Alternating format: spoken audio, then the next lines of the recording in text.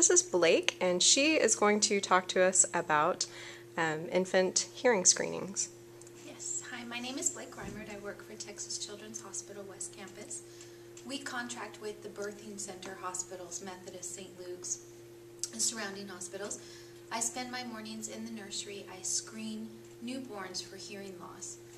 Vaginal deliveries we screen at 24 hours. C-sections we screen at 48 hours. And the reason for that is as the baby travels through the birth canal, debris and certain blood and things from the mother and from the birth get trapped in the ear and needs time to dry and evaporate so we can get a good signal. We use a machine called an auto-acoustic emission. It's OTO acoustic emissions, E-M-I-S-S-I-O-N. It puts a probe inside the baby's ear. It doesn't require any response from the baby. The best is if they're sleeping. We put a probe in their ear. It sends a signal down into the inner ear to stimulate the nerve cells. And once those nerve cells are stimulated, it gives kind of like an echo back, maybe like a sonogram, bounces back, and that's the probe picks that up and records it. It's a pass-fail. It doesn't give us any degree of hearing loss. If the baby does not pass the screening, the baby comes into the audiologist's office and we do what's called an auditory brainstem response. So we're also testing the nerve cell in the inner ear, but we're now moving on to testing the auditory brainstem as well. And it's very, it's not invasive at all. We put some electrodes on the baby's earlobes and one on the head to anchor, and it's about a 2-hour test, and that gives us the degree of hearing loss. So once the hearing loss is identified as a true hearing loss, and the audiologist has determined whether it's mild, moderate, or severe, then we know how to correct. Generally, if we have a severe loss, we will refer the patient for cochlear implant. The cochlear implant clinic is only in the medical center. We don't deal with that at West Campus, so we don't really follow those patients. If it's a mild to moderate loss, we can fit hearing aids. We use a silicast, and we take an ear mold impression where we put silicast inside the ear. Make a custom ear mold that hooks onto the tubing for the hearing aid.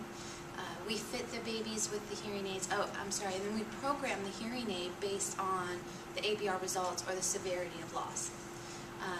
Then we have fit babies as young as a month old, 6 months old. Usually I don't see a lot of older children that aren't corrected.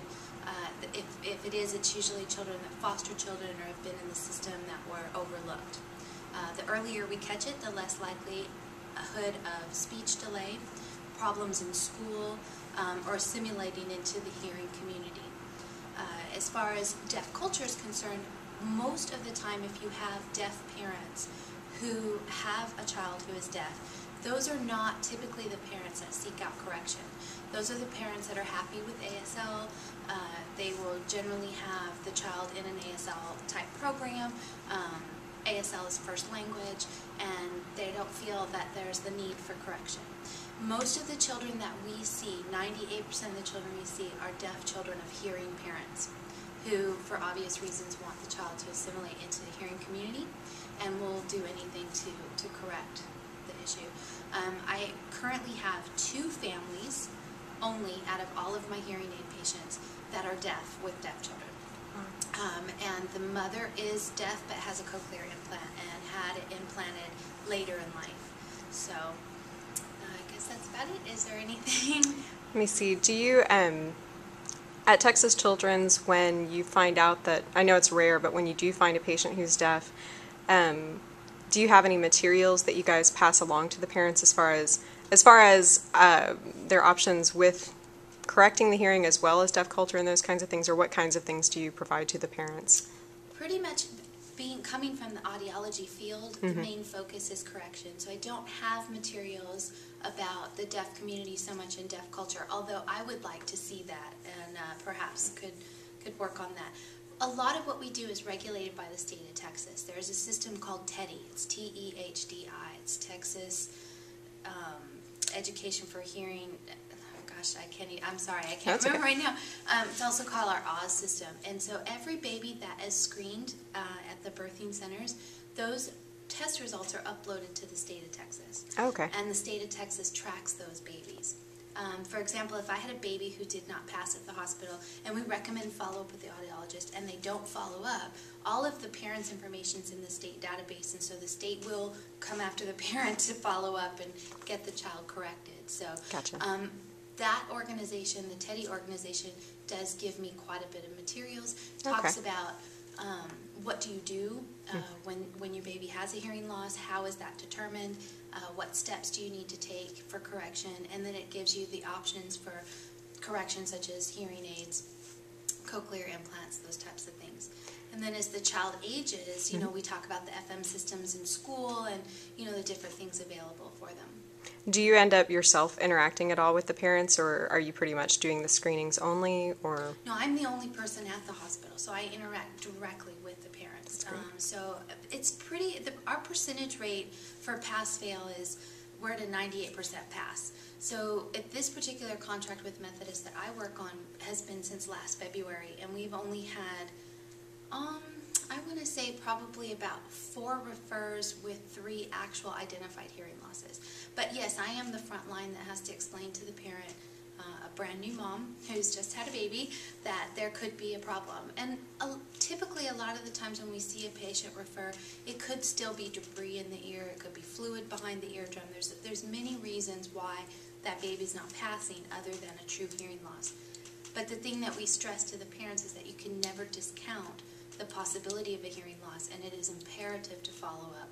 And I think that's why the state is so diligent with these parents as well, keeping track. One last question, just a personal question for you. You've mentioned to me, and maybe you can mention to the students, what got you interested in sign language in the first place with your family?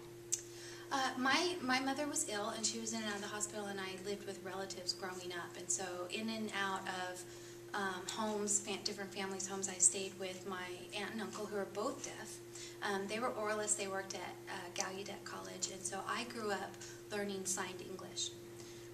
I was interested in the interpretive program before I kind of went into the audiology side of it, and wanted to learn ASL. So ASL was a big transition from signed English. It's quite different for me, but I enjoy it. I enjoy deaf culture. I enjoy signing.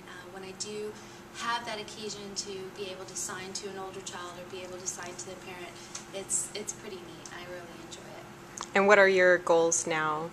You'd mentioned to me last week that you had some professional goals, or educational and professional goals. Right. I am in my last 6 credits of my undergraduate for a business degree. I take my LSATs in June of 2011. I'm in the LSAT prep class as we speak, and if my LSAT scores do well, if I do well, then I will be attending law school fall of 2012. Congratulations. And I hope to, as an attorney, be able to work with the deaf community and use my sign language skills in that area. Not so much in interpreting, but just so that there's somebody in between, you know, especially with family law and kids that are in the state that need help and need representation. That's awesome. Thank you very much, Blake. I'm going to pretend to give you a round of applause since the students can't. I'm sure they will from their homes, but thank you very much for your help.